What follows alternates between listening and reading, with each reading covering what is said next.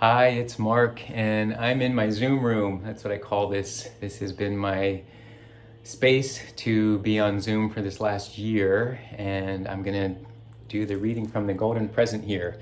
Daily Inspirational Readings by Swami Satchidananda from my book that's still holding together after all these years. This is March 24th.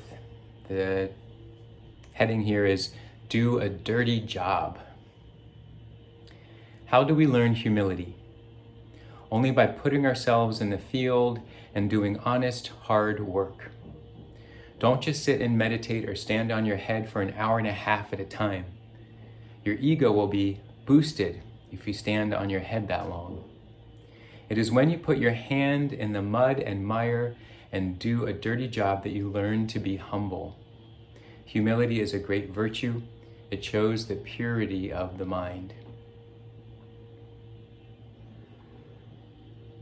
I immediately have the image of a lotus flower, and this is used in a lot of Eastern practices, and I know in yoga it's recognized as a very symbolic image that's used in a lot of representation of the deities and gods and goddesses being on a lotus flower.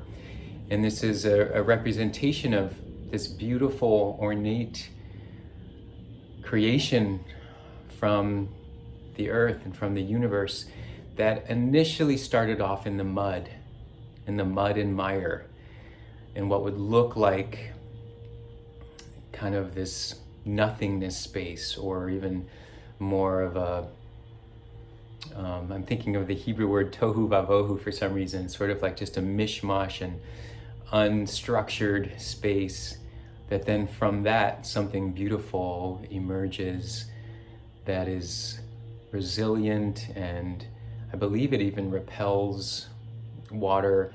There's a particular surface that protects the flower and keeps it beautiful, and something that once started off in the mud that then rose upwards through the nourishment of life force and sun. And that this can be a symbol of our journey as humans, and to remember where we came from. Right? It's not that the flower is disregarding its journey. It remembers, it knows, it's rooted in that. So that's a helpful image that comes to mind. What also came to mind when I read it was remembering in my last event job, I was with a company that I had brought in the system of being able to compost and recycle for this event company, which involved, bringing in the new dumpsters and organizing it, doing signage, educating the team. And, it was a new system, so it required a lot of learning and understanding. So I would test everyone to make sure they understood, and then I would actually go into the dumpsters myself and figure out how we were doing. And there's a lot of sorting. A lot of stuff went into the landfill that should have been going into the compost or recycling. A lot of stuff went into recycling that should have been in compost, and etc. And there's something about it, like just literally jumping into the dumpster. And I would have gloves and protect myself, but it was, just an interesting thing that I did that just made sense to me at the time, because I knew what it was leading towards, which was putting things in the right channels so that they lead themselves to the best possible outcome. Compost, leading that to be composted to a composting facility so it wouldn't be disregarded, and they would be able to actually put it through the whole composting system to make fresh soil.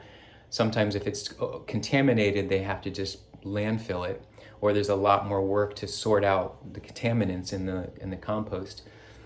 Recycling, I've learned since that doesn't always end up the way that we think it's going to, which is a bit sad.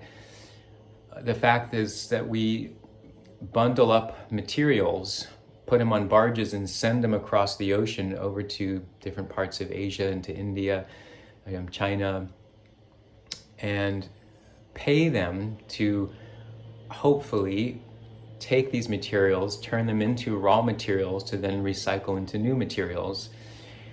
But what mostly we've learned is that doesn't happen. we have regulation where we can't simply dispose of some of these things. So we pay someone else to deal with it who doesn't have the level of regulation that we do, and we're done. We wash our hands. That's not the best system, and in fact, I know that there's been some backlash where those countries have been saying, no more, we're not taking any more of your garbage.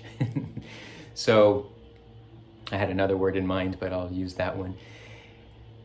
Yeah, and it's good, because then it's like, okay, we've got to figure out how do we do this in a different way. So I really appreciate that, remembering the source and connecting the dots through the pathway to understand where are we disregarding the process, where are we able to regard the process with respect and determination and with discipline. And it's a practice, right? It's never not this perfect situation, but we know that we're intending for the best possible outcome. That's how I like to look at it. I like how he made reference in here too, that it's not just, by putting ourselves and doing honest hard work, not just meditating or standing on our head for an hour and a half.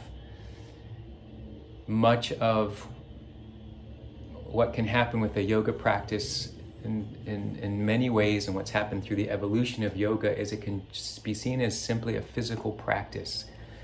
How high can I get my leg? How long can I do this pose? How strong can I make myself to do this, that, and the other? And I understand that journey. It's certainly been one that I've wrestled with through the years, because it does start to spark a certain amount of the ego. And on some level, that's what has kept me going in the practice, when you start to see shifts and changes in the physical body. I don't like to think there's anything wrong with enjoying the process of transformation on a physical level, but if we rely on that and depend on that as our only experience of transformation, I think then we are not fully understanding what the yoga practice has to offer us. Then it is simply a physical experience. It is possible in the asana journey that it can lead us towards the next understanding and layer within the yogic system. The 8 limbs of yoga, with asana being just one of them, dedicating all of your attention and integrity on that can lead to understanding that there is more. And I do appreciate that that is expressed in the Yoga Sutras of Patanjali and different teachers. Just sticking with it, it will lead to the next thing. We all have a different journey, so what that means and how that will progress, how it will unfold, how the flower will open, it is going to be different for each of us. But I think what's recognized is sticking with it, with your intentional practice, your earnestness, and hanging in there and seeing how it will lead to the next thing. All right, and with that, I'll lead you into your day. Thanks for there's some nice sun, being a part of this, and I'll see you next time. All right, take good care.